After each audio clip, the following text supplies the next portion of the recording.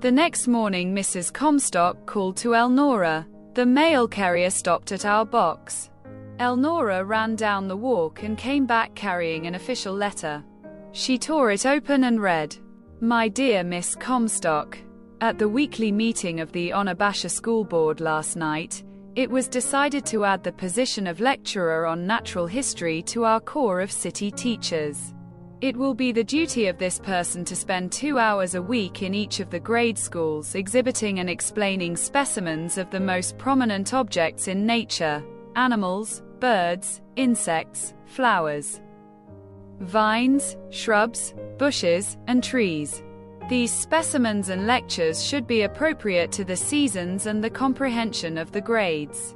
This position was unanimously voted to you. I think you will find the work delightful and much easier than the routine grind of the other teachers. It is my advice that you accept and begin to prepare yourself at once. Your salary will be $750 a year, and you will be allowed $200 for expenses in procuring specimens and books. Let us know at once if you want the position, as it is going to be difficult to fill satisfactorily if you do not. Very truly yours, David Thompson, President, Unabridged Schools." "I hardly understand," marveled Mrs. Comstock. "It is a new position. They never have had anything like it before. I suspect it arose from the help I've been giving the grade teachers in their nature work. They are trying to teach the children something, and half the instructors don't know a blue jay from a kingfisher, a beech leaf from an elm, or a wasp from a hornet." "Well, do you?" anxiously inquired Mrs. Comstock. "Indeed, I do," laughed Elnora, "and several other things beside.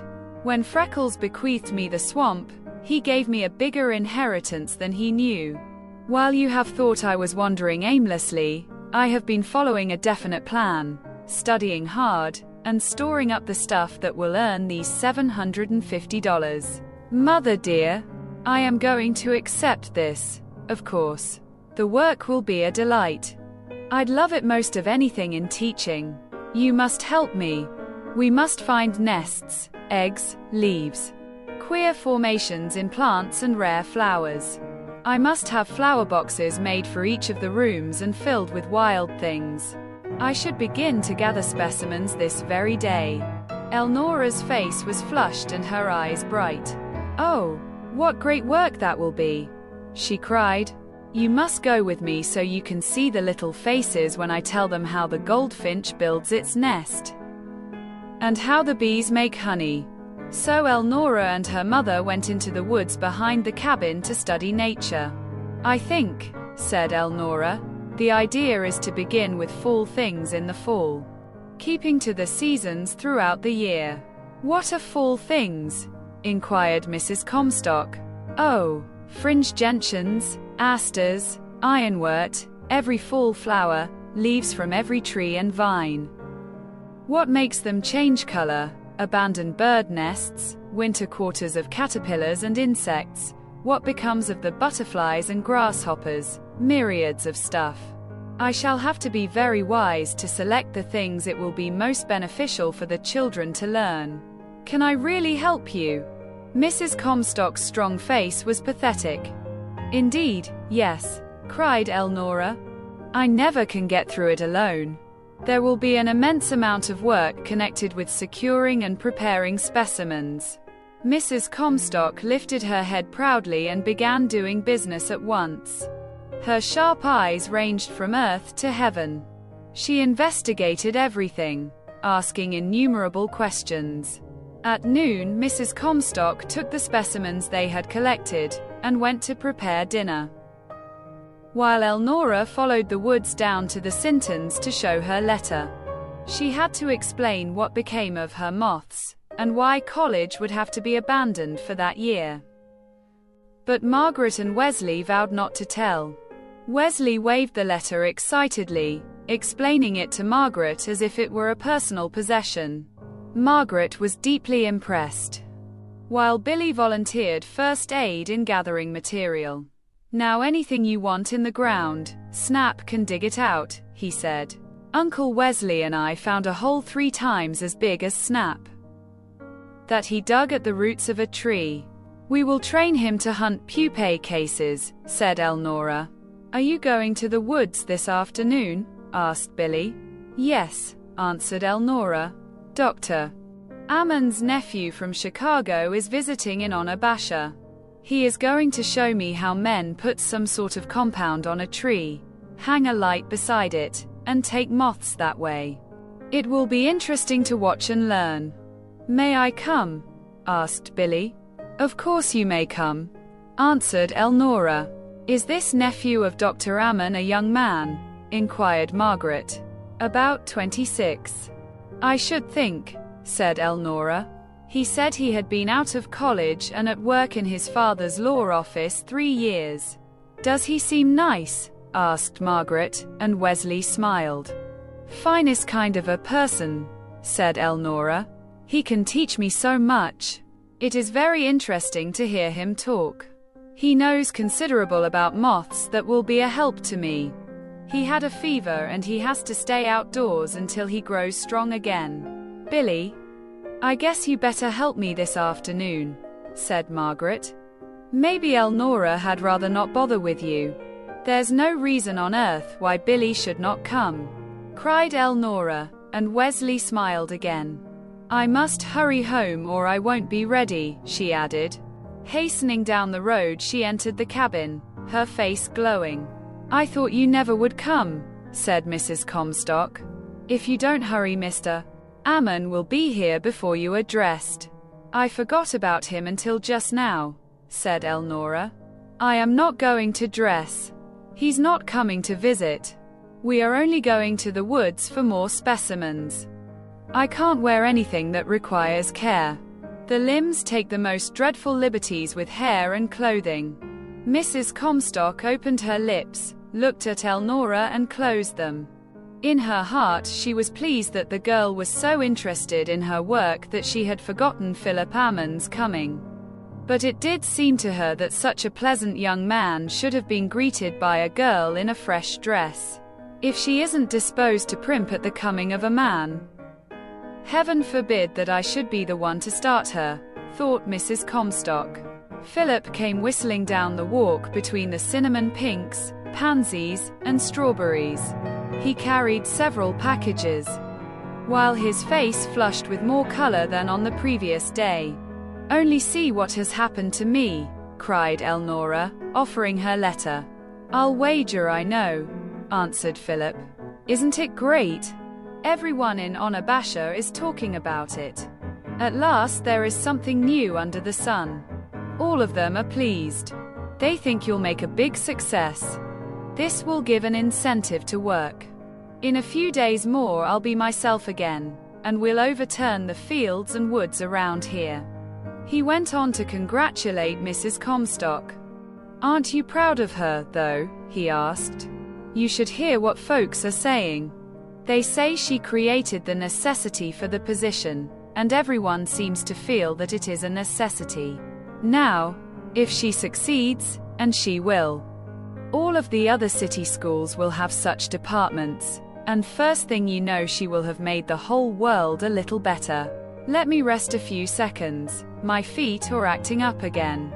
Then we will cook the moth compound and put it to cool. He laughed as he sat breathing shortly. It doesn't seem possible that a fellow could lose his strength like this. My knees are actually trembling, but I'll be all right in a minute. Uncle Doc said I could come. I told him how you took care of me, and he said I would be safe here. Then he began unwrapping packages and explaining to Mrs. Comstock how to cook the compound to attract the moths. He followed her into the kitchen, kindled the fire, and stirred the preparation as he talked. While the mixture cooled, he and Elnora walked through the vegetable garden behind the cabin and strayed from there into the woods. What about college? He asked. Miss Brownlee said you were going. I had hoped to, replied Elnora, but I had a streak of dreadful luck, so I'll have to wait until next year. If you won't speak of it, I'll tell you. Philip promised. So Elnora recited the history of the Yellow Emperor. She was so interested in doing the emperor justice she did not notice how many personalities went into the story. A few pertinent questions told him the remainder. He looked at the girl in wonder. In face and form she was as lovely as anyone of her age and type he ever had seen. Her schoolwork far surpassed that of most girls of her age he knew. She differed in other ways. This vast store of learning she had gathered from field and forest was a wealth of attraction no other girl possessed. Her frank, matter-of-fact manner was an inheritance from her mother. But there was something more. Once, as they talked, he thought sympathy was the word to describe it, and again, comprehension. She seemed to possess a large sense of brotherhood for all human and animate creatures. She spoke to him as if she had known him all her life. She talked to the grosbeak in exactly the same manner, as she laid strawberries and potato bugs on the fence for his family. She did not swerve an inch from her way when a snake slid past her, while the squirrels came down from the trees and took corn from her fingers. She might as well have been a boy. So lacking was she in any touch of feminine coquetry toward him. He studied her wonderingly.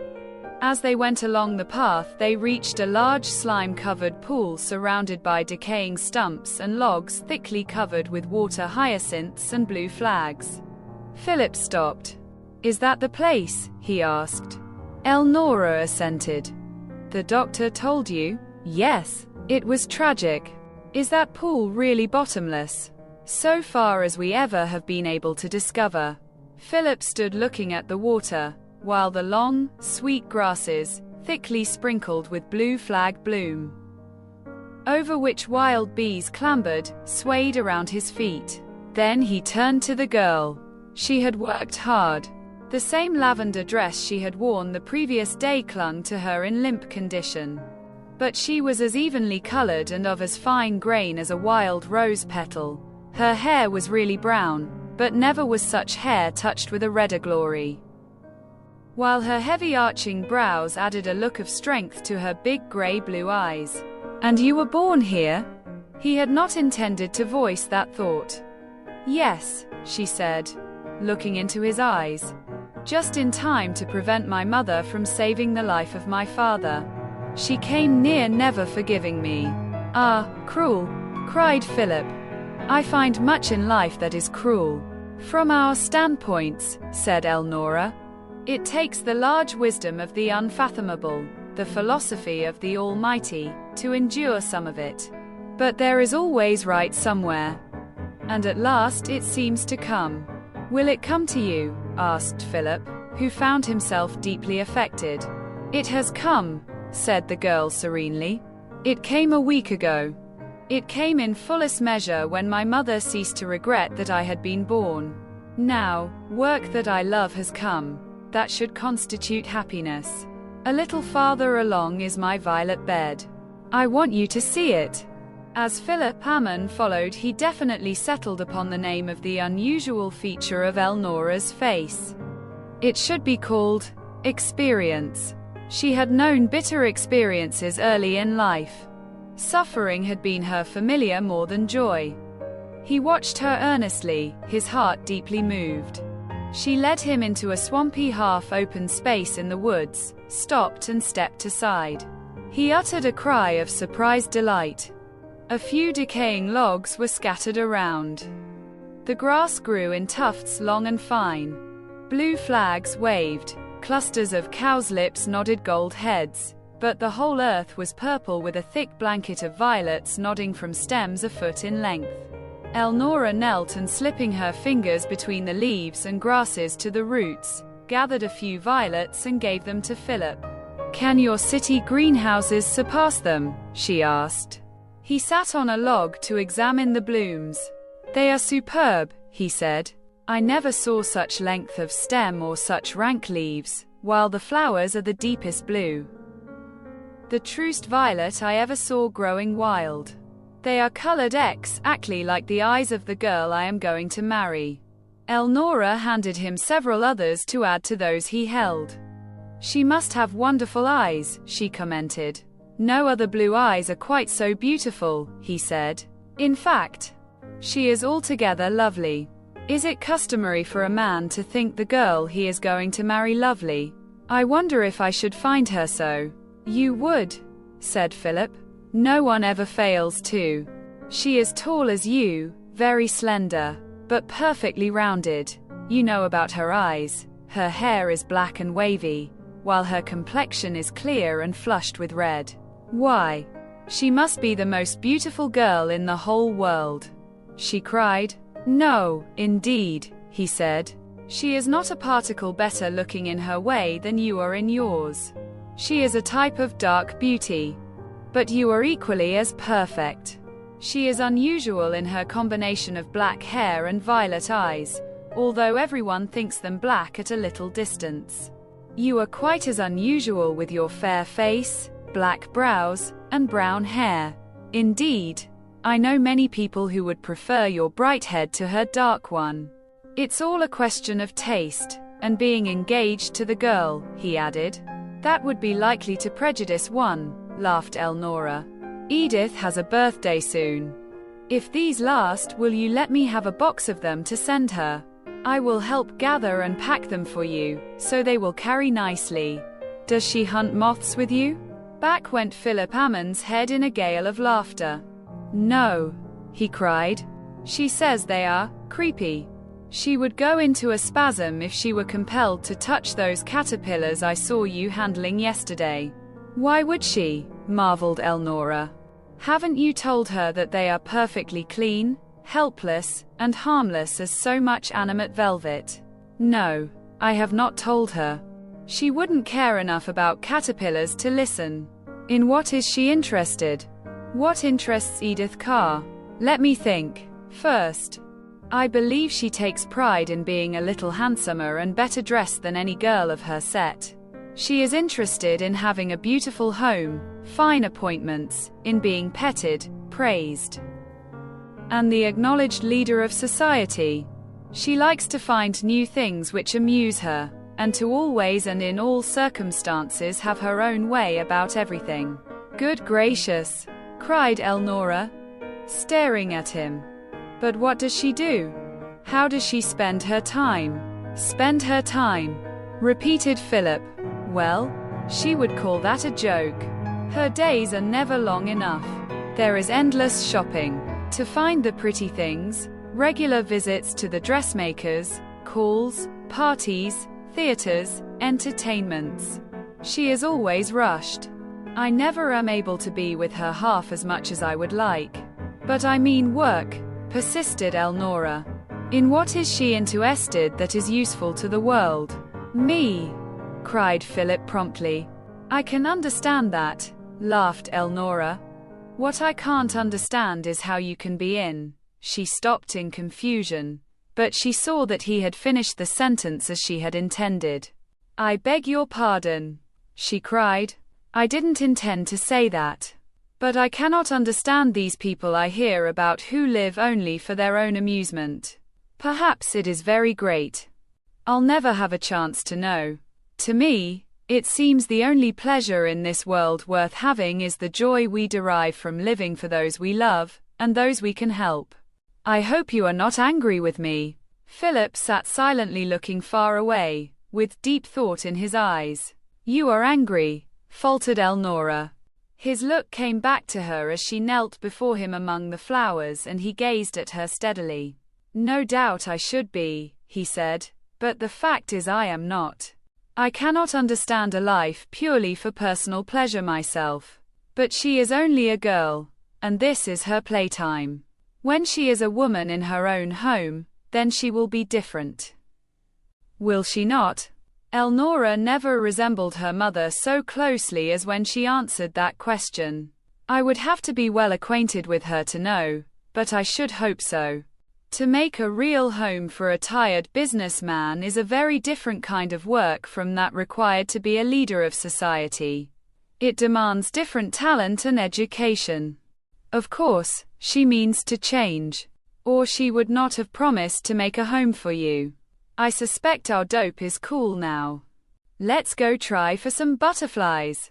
As they went along the path together, Elnora talked of many things, but Philip answered absently. Evidently he was thinking of something else.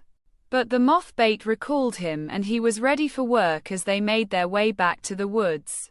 He wanted to try the Limberlost, but Elnora was firm about remaining on home ground. She did not tell him that lights hung in the swamp would be a signal to call up a band of men whose presence she dreaded. So they started, Ammon carrying the dope, Elnora the net, Billy and Mrs. Comstock following with cyanide boxes and lanterns. First, they tried for butterflies and captured several fine ones without trouble. They also called swarms of ants, bees, beetles, and flies. When it grew dusk, Mrs. Comstock and Philip went to prepare supper. Elnora and Billy remained until the butterflies disappeared. Then they lighted the lanterns, repainted the trees and followed the home trail. "Do you spec you'll get just a lot of moths?" asked Billy, as he walked beside Elnora. "I am sure I hardly know," said the girl. "This is a new way for me. Perhaps they will come to the lights, but few moths eat, and I have some doubt about those which the lights attract settling on the right trees. Maybe the smell of that dope will draw them. Between us, Billy, I think I like my old way best. If I can find a hidden moth, slip up and catch it unawares, or take it in full flight, it's my captive. And I can keep it until it dies naturally.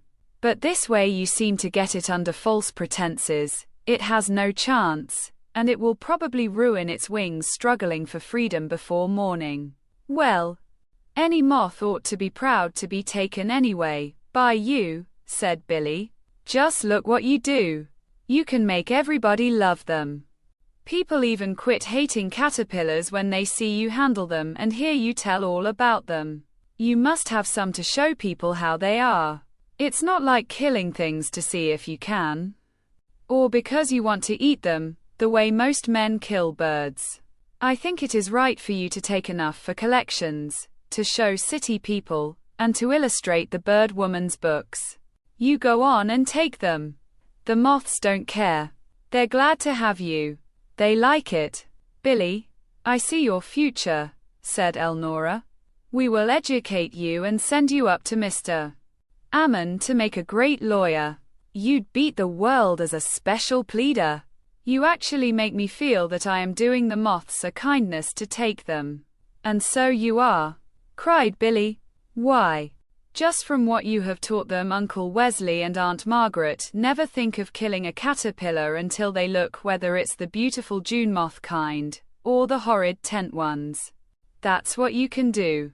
You go straight ahead." "Billy, you are a jewel," cried Elnora, throwing her arm across his shoulders as they came down the path. I was scared," said Billy with a deep breath. "Scared?" questioned Elnora. "Yes, sir, Aunt Margaret scared me. May I ask you a question?" "Of course. You may. Is that man going to be your beau?"